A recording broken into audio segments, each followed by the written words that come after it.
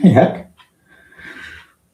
Oh, hi. So welcome to the live Q&A. So we've just done a premiere of the latest video looking at influential films about DID. And yeah, realistically, it came about because I've just come back from attending the Healing Together conference in Orlando in Florida. And I was talking about various different things about the role of media and influence and mythology and media on DID and dissociation in general. And yeah, completely forgot to mention the thing about the DSM related to the film Sybil. So I thought it'd be a very interesting video. I thought it would be interesting. Hopefully it was interesting. And just to be able to talk about what that was all about and how the DSM realistically in 1980 sort of really picked up on what was going on as a result of the impact of that film and started the category of multiple personality disorder, and that we're now seeing as dissociative identity disorder, and that, you know, up till now, here we go, 2026, and we're diagnosing using a variety of different types of criteria. So welcome to people that are watching this. That's just a little bit of context. So hi, so please do feel free to say hello. As always with the chat, I'm going to see whether or not I've hopefully set the thing up so that the chat function and whatever's in the chat will also remain within the live when it goes on the website after finishing. So hello. So really, as always, I know there's a couple of people here from New Zealand that were watching the premiere of the DID video just. So it's, yeah, and okay, so some familiar names, but as always, be great to just let us know whereabouts you're tuning in from. So I know that we've got some North Carolina. You know what? There were quite a few mentions of North Carolina while I was in the States last week, and there's a potential invitation to go to North Carolina and potentially do some teaching at the university or one of the universities there, which would be quite exciting. I don't know what North Carolina is like. I'm sure it's fake, but there was an awful lot of people in Orlando in there. So what else have we got? So we've got people from the Cotswolds. Hi, Amanda. Hello. It's from the Cotswolds. Very much. I spent a lot of my life in the Cotswolds. So we've got Scotland. So well done for the Six Nations win and for winning the Calcutta Cup yesterday. Bless you. I don't think we've won it for now about 6 years now, so it's about time. So maybe next year is England's year. Hi from Florida. So yes, hey, from Florida, fantastic. Netherlands, Oregon, fantastic. We've got Washington, South London. I hope North Carolina is a lovely state. So it's really cool that so many people are here from all over the place. And someone from Cheshire, well, just down the road or up the road. I'm in deep South Cheshire down here. So what I'm really going to want to do in the video today is just sort of have a bit of a chat with people and answer any questions that folks have. So this is a Q&A rather than me doing a talk as such. So the topic is on films and sort of things of influence, but I'm happy to expand that out into TV. I know that there are quite a few TV programs. I've watched quite a few around DID. It's becoming, I mean, certainly if we think about the last probably 15 years, 20 years or so, it's certainly becoming a bit of a feature. I know it can be a bit of a plot point. That was something said in the video. It gets a bit tiring after a while. But you know, I've just put in 3 films that are really particularly important to me in terms of the trajectory of DID over the years. And I'm really interested to know what you think. So whether any of those three would be in your top 3, what your top 3 might actually be, and any ones that we have never heard of that might be a good point to sort of share a bit of information. Now, I know in the chat earlier, someone mentioned the film Marrowbone, and I looked it up, and it's got mixed reviews. It's got quite a decent cast. I've heard a couple of it's got Anya Taylor-Joy in it. So that's another DID film that Anya Taylor-Joy is in, and Mia Goth and George McKay. So some pretty decent acting talent. It seems like a sort of a bit of a psychological suspenseful supernatural horror type arrangement. But You know, I've never seen it. It looks like you have to buy it on Amazon Prime, but I'm into getting recommendations for things, stuff to watch, and maybe there could be a gem in there. So someone's mentioned, oh, as a kid, here we go. So Pembry Alexandro. As a kid, I loved United States of Tara, but I know it's not the most accurate. It's a funny one because I watched the first couple of episodes of the United States of Tara when it came out, and it grated on me a little bit. I don't know if that's a me thing. I didn't really give it much consideration after that. I just found, when you watch something and you just sort of, it just doesn't work for you. It's a really strange thing for me with all of these sort of films, because this is my job to work with this and talk about it and think about it and read about it and teach about it and do all that sort of stuff, that sometimes when I want to sit down and watch TV or a film, I don't really want anything to do with the stuff that is my job. Sometimes it's a bit of an effort to go, okay, I'm going to sit down and I'm going to watch this film because it's a thing about DID or whatever it might be, and then it becomes like a work thing. So I don't know. We have this thing in the UK called a busman's holiday. I don't know if any of you have heard of that outside of the UK, where you end up as part of your free time doing the sort of thing that happens to be your job. It's a little bit like that. Some people are giving some thoughts in here. So a couple of folks have mentioned this. What if it works? So I'm gonna, while we're talking, what if it? Is that what if it works? Is it? Yeah. What if it works? Film. Film tells the story: a man with OCD and a woman with multiple personality. Okay, so straight up, we're into that zone. I don't recognise any of the cast, but fair enough. So it's a love story that seems impossible. Irrepressibly chirpy tech nerd as OCD, grace of beautiful street art. Okay, so it's solid romance territory, and I can see the film poster. It's all kind of like soft pastels and people smiling at each other. But a couple of people have mentioned that.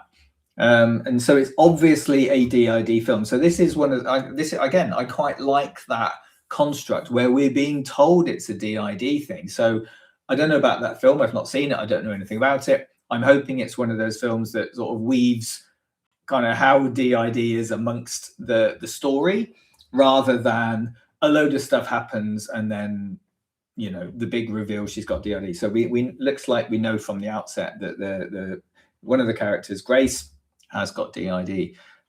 So yeah, that's going to be an interesting one. So if I can get the motivation and the energy to sit down, these are good things to watch. So all of the chat is going to be held, so I'm going to know these references. Okay, so someone else is mentioning about is that the Marrowbone thing? Not film, but thought it was into DID. Oh no, okay, just saying that DID is a common trope on horror games. I suspect again as well.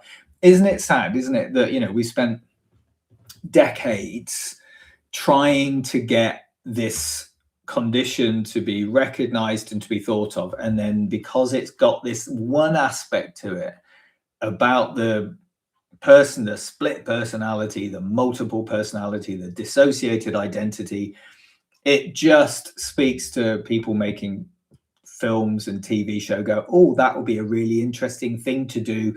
So and so doesn't remember what's gone on. So and so's done a load of stuff. Oh, it turns out it was them all along. It's so old, isn't it? And I suppose one of my big gripes, if I want to go on a bit of a rant, is that it feels like there's not an awful lot of unique, really thoughtful filmmaking going on in the big way. There is a lot in independent cinema, no problem about that. But in terms of that big, high scale, popcorn movie type thing, is it just lazy storytelling? Is that all that is? I don't know. So I know there is good product out there, but it is a tricky one. So someone mentioning Moon Knight. So I did a couple of episodes, or watched a couple of episodes of Moon Knight when I had Disney Plus. I don't anymore, so I can't go back to it. And I quite liked it. There was some really neat stuff. I think when I got to the third episode, I fell asleep and it got into all that Egyptian stuff, and I got really bored. And I never went back. And I know I should have, because a lot of people said, I think about episode 4 was when the main character's sort of trauma history was being discussed, and it really demonstrated the causality of the DID. So it is something that I'll have a look back. But I think I missed my opportunity. So Piranesi is a book that's not directly about DID, but very, very heavy parallels, great surrealistic mystery. That's kind of interesting. Okay, I like sort of surrealistic mysteries. That might be good. Rosa never saw the mentioned films. I mean, you have to obviously, have a bit of a think, have a bit of a read about these things. I'd say, trigger warnings throughout all of those films that I mentioned in the main video: Split, Fight Club, and Sybil. Obvious trigger warnings. These are, pretty deep films. Some of them are quite, a couple of them are really quite violent. There's a lot of high emotion and intensity in all of those films. Someone's mentioning Matthew Perry Numb. Now, so I'm going to ask a question of you guys. There was a film that I watched with John Cusack that was set in, I think, in a hotel, and it seemed like it was sort of 24 hours that he checked into this hotel and a lot of stuff went on. And I think that was a film about DID. I watched it many, many years ago. So maybe if somebody could do a quick bit of research and just have a look to figure out what that film was actually called. Because and I'm pretty sure that something like each character in the hotel, as they went in and out the rooms, he was running around trying to find stuff. Oh, Identity. Thank you, Jem. So yes, I think that's what it was. It was a film called Identity. I think that's probably going to be something that I'd like to go back and watch. I saw that a long time ago, possibly saw that before I knew very much about this field, because it is a 90s film. That might be something to go back to. I do like John Cusack. Isn't it funny? So again, we're into the cult of personality type arrangement. We're more likely to go and see a film if it's got someone in it we like. And that's, I suppose, that was one of my points about the three films I mentioned, that they had really fantastic actors in. And it's something that Mark Homode referenced. So he's a British film critic, and he's one of my favorites. He's absolutely fantastic. And he wrote a really wonderful book about the sort of the decline of film. And really what he was saying was, if you want to make a film now that has that impact, that kind of turns up and goes bang, you've either got to make it incredibly expensive. So it's so stupidly expensive, everyone has to go and see it to see where the money got spent, like, $1 billion or whatever in today's money. Or it's got to have an amazing cast or an actor in it who is just wow. And that's sort of a bit like that F1 film that I haven't yet seen. It's like, it's a film about Formula One. Fine, it's a massive advert for Formula One to try and get across in the American market, but they threw Brad Pitt in it. It's impossible that someone like Brad Pitt would be in the seat, in the cockpit of a Formula One car. He's a guy who's like in his late 50s, and all Formula One drivers are incredibly young, fit people. You don't do Formula One when you're sort of rubbing 60 kind of thing. But Brad in it is what counts. And the other thing is, it has a lot of controversy attached to it. Filmmakers like the controversy. So in a way, putting a film out like Identity with John Cusack, he's a good actor, but not like, top tier actor sort of thing, didn't really have a lot of controversy attached to it. It's a good film, it came out, hasn't really had that impact. These films have got that impact because they've got some controversy. Like as soon as Split came out, there was like, this grenade went off. And all the people were like, yeah, Split, terrible, Shyamalan, awful, you can't do this. All right, here we go again. I'm certain that a lot of people went to see that film because there was a lot of emotion expressed about it. People were saying, I can't believe that all this is going on. Here we go again. People went to see it. From what I can remember, Split cost like $10 million to make, and it raked in over $250 million at the box office. So I'm really wondering whether the controversy was the big deal here. Oh, Jen said the F1 movie was really good. I'm going to see it, and I'm going to see it because I'm a massive hypocrite, and I really like Brad Pitt. He's one of my favorite actors. He's kind of hilarious, and I'm going to go and see the F1 film. I'm pretty sure that that's not anything to do with DID, however. So having a look, so a few people are mentioning there's an anime called, how am I even going to pronounce this? Ave Majika, Mike. I no idea, don't really know my anime in that side of things.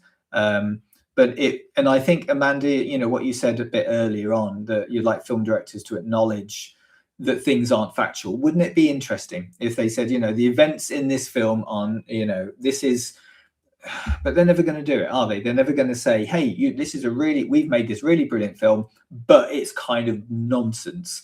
It's not really, the reality is not like this at all, but keep watching.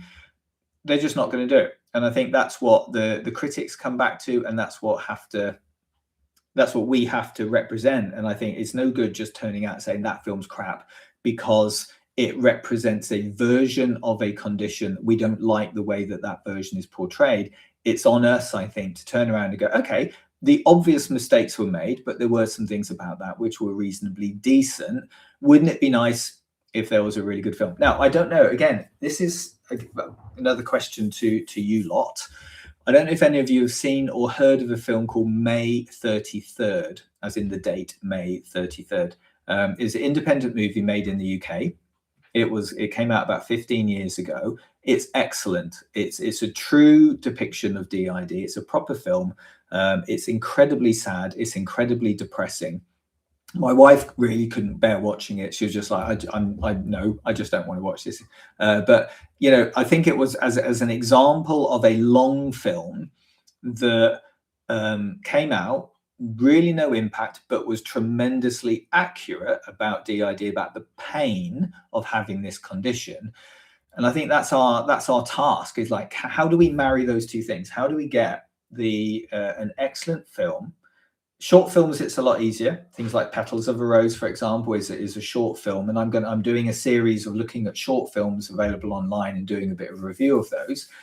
But this big movie, you know, the hour and a half, 2-hour type movie to get people to pay a ticket to go and sit in a cinema or download it on a streaming service and watch this film and like it, and it's about DID, and it's really useful.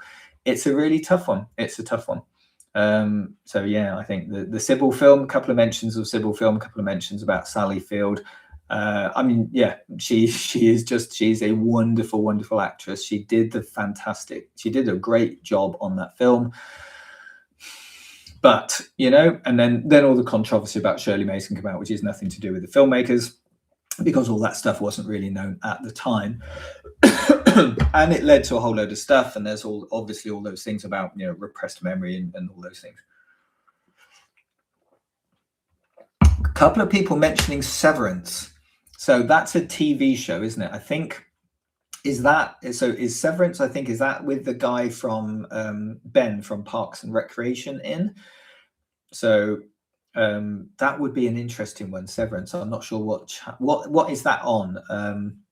Is that obviously one of the streaming channel type things? Someone's mentioning a Korean drama called Kill Me, Heal Me, with the main character having DID. I'm all right. Okay, where do I find that? I'm all for that. I love Korean TV and Korean film. It's so bang bang bang. It's just, there's so much going on. I used to think I do still like Japanese movies and stuff, but the Korean is just like, it just sort of takes it. So yeah, that might be an interesting one. So Kill Me, Heal Me. So if someone could put something in here about helping me sort of understand where that might be.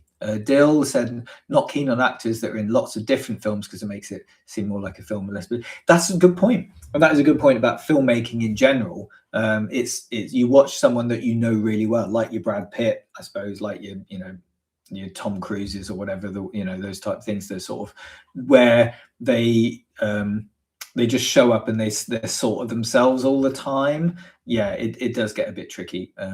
That's fine. I think anime can do a really good job because the animation effect allows a different version, a different way of being able to describe film.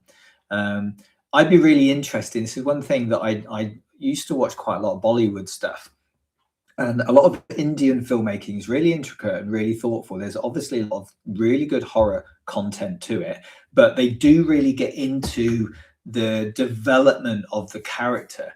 I know there's a lot of DID in India. I've spoken to psychiatrists from India some years ago, and we were talking about DID and how difficult it was to get it across and sort of make it a known phenomenon, as it were. And he was saying, yeah, back home, it's all over the place. The level of sort of trauma in childhood, the sort of the neglected kids, street kids, the stuff that they have to go through, you know, some of the really sad stories that he was talking about.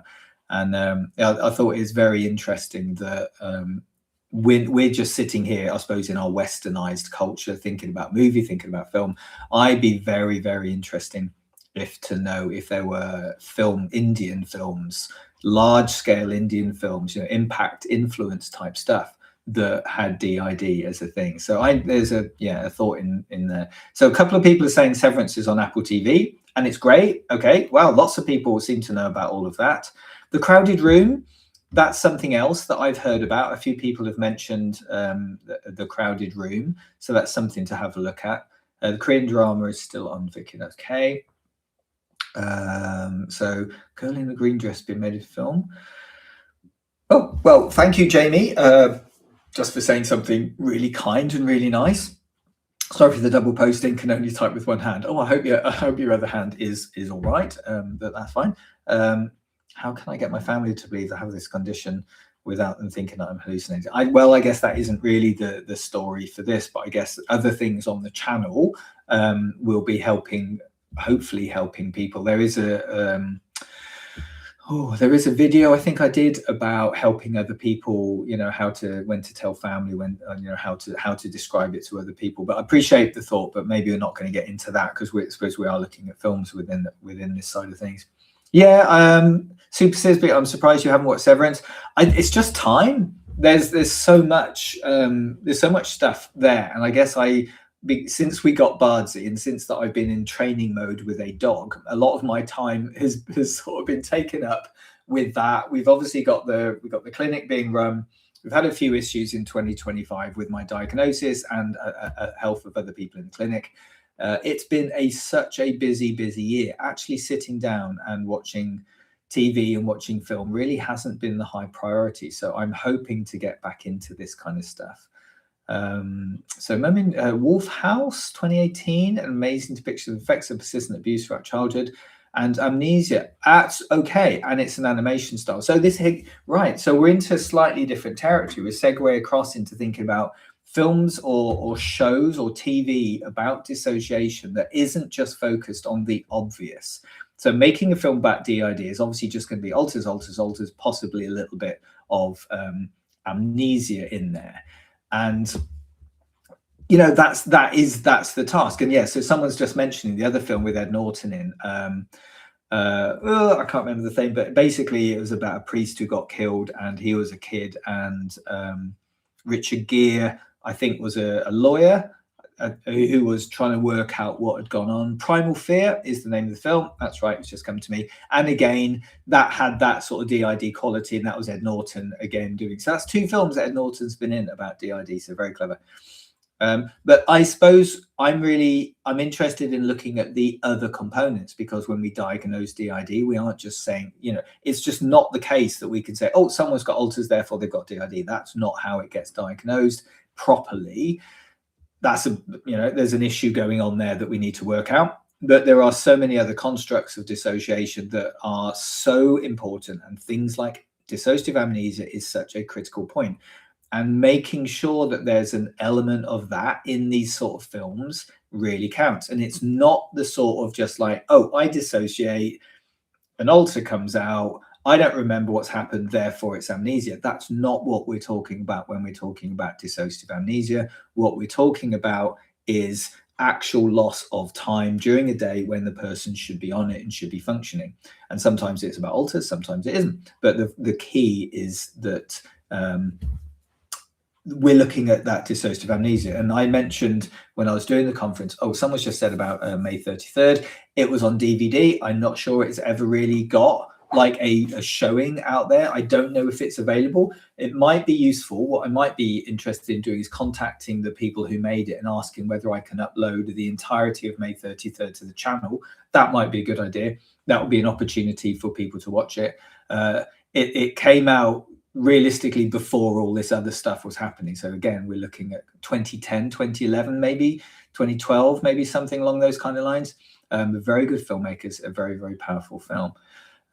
So yeah, so one of the things that I mentioned at the conference was a TV show in the UK called Marcella, and honestly, it's fantastic. I think it's 3 seasons of it, and even though there are DID elements to it, I was never certain it was a DID film. But the way that dissociative amnesia and the sort of the trauma that the main character, played by Anna Friel, had gone through was absolutely on point. I remember watching it and was watching it with my wife, and it got into that amnesia territory, and I was like, oh hell yes, that is possibly the best portrayal of that kind of triggered dissociative amnesia that I've seen in TV in a proper, very dark, very intense, quite difficult to watch at times TV show, where it wasn't the main part, it wasn't a big thing in the show, because the character was Marcella, but what she was having to contend with was just fantastic. So if people have got an opportunity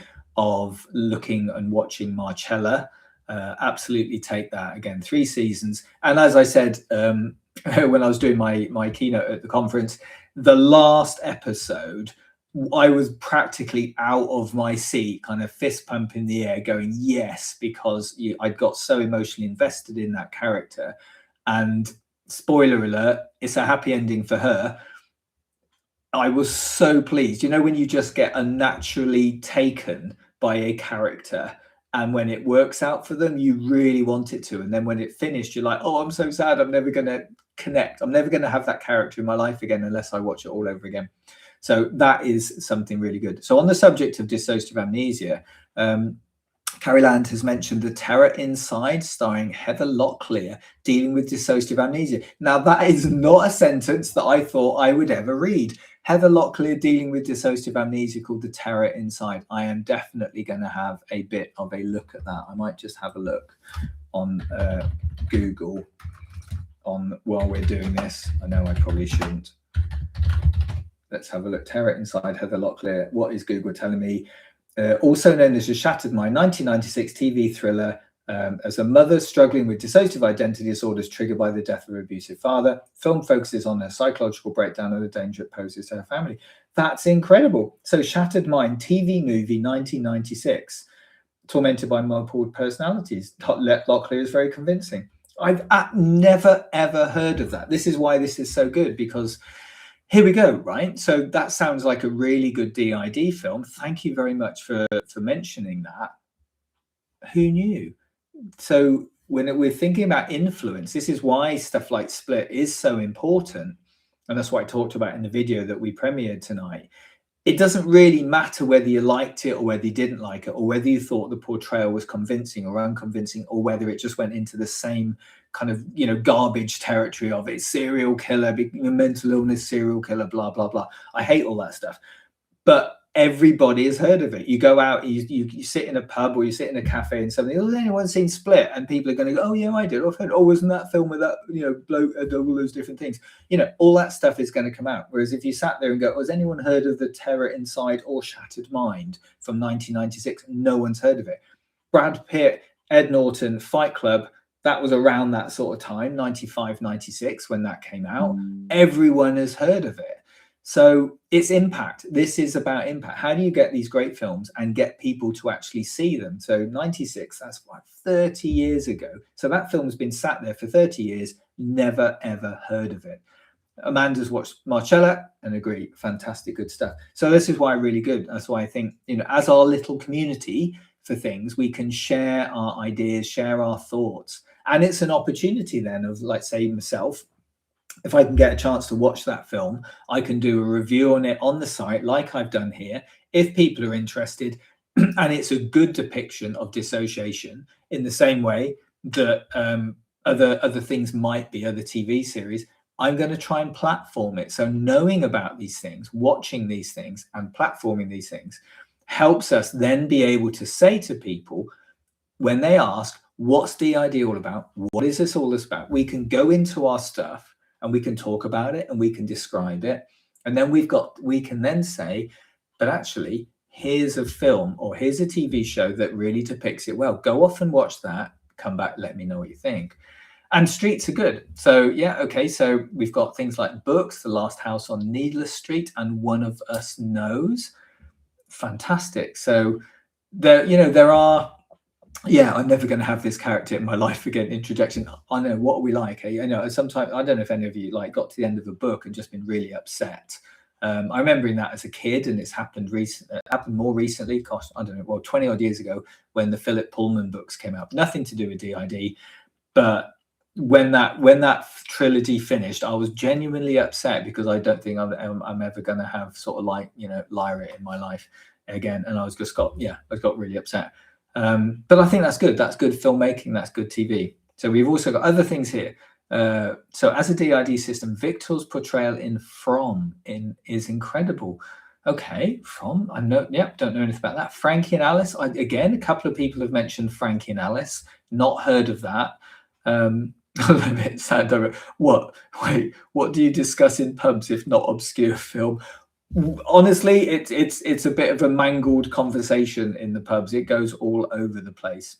A lot of people mention Moon Knight. Absolutely. Would you mind putting a list of these somewhere? I will. So when I go through this, I'm going to go through all of the things from the chat, because all being well, this is going to be, the chat is going to be also part of the live Q&A when it gets, because I'm recording it. When it sits on the site, be able to go through it. I'm going to make a list, and I'll put it on the community post. All things TV, films, and books that people are putting. Yeah, the Three Faces of Eve, not a serial killer. I know, right? But here's the really, really sad thing. If the Three Faces of Eve ended up being a serial killer, more people would have watched it, and more people would be talking about it. It is a famous film, but it didn't have that impact that Sybil had. And that, that's just life. Maybe that was just the right film at the wrong time. So other people like Rami Malek, that's obviously the Mr. Robot type stuff. People are mentioning Mysterious Skin, Batman. So the whole, I have a whole talk that I do when I'm doing my training about the way that dissociation is portrayed, let's just say, in superhero. And there's that whole thing about, the mask and the character and the Hulk, Batman, all of that sort of stuff. I do a lot of those kind of things from that. So, other people clearly know From. So is that an animation? From? It feels like it's the sort of thing that would be an animation, but I'm not really sure. So Victor clearly has complex post-traumatic stress disorder and dissociative amnesia, and is neurodivergent. So there's an awful lot going on. Again, this makes it quite representative of a lot of the people who have these things. Someone's mentioning his Dark Materials as well. Yeah, and we're in bits. I'm with him on that. Yeah, that was really sad. A couple of people have mentioned When Rabbits Cry, the Trudy Chase story with Shelley Long. I love Shelley Long. Okay, fantastic. She's just ace. Shelley Long and Tom Hanks in The Money Pit was largely responsible for why I ended up having to take on this ridiculous farmhouse that the clinic is built into. Trudy Chase was one with DID, and she was involved in the making movie. Well, that's really good. Again, I like that kind of stuff.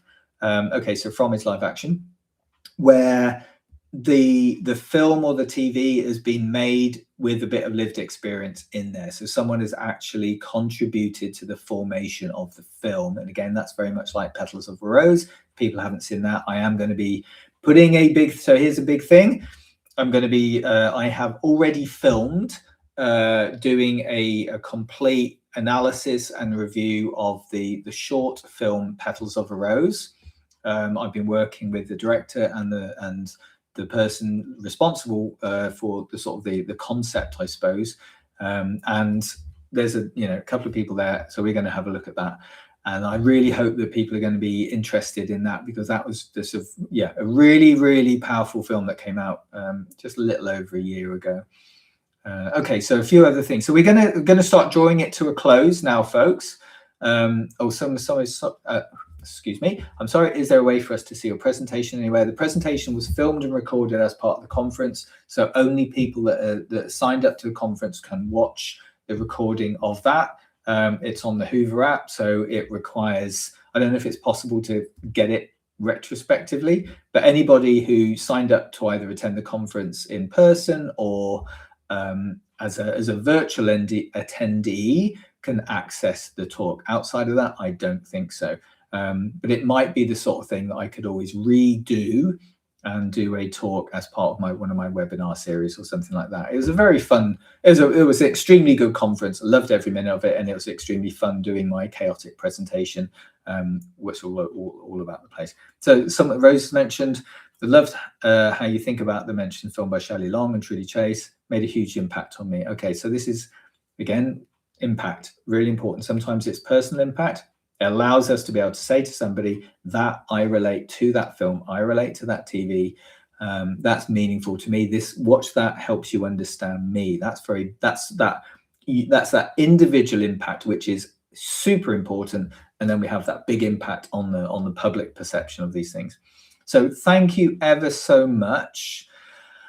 So I will, I'm going to go through all of these things, and I'll pick out a list of what you have given me, because that helps me, because that gives me some homework to do while the evenings are long and dark, and I can get into watching some more TV and film, because I have got some catching up to do.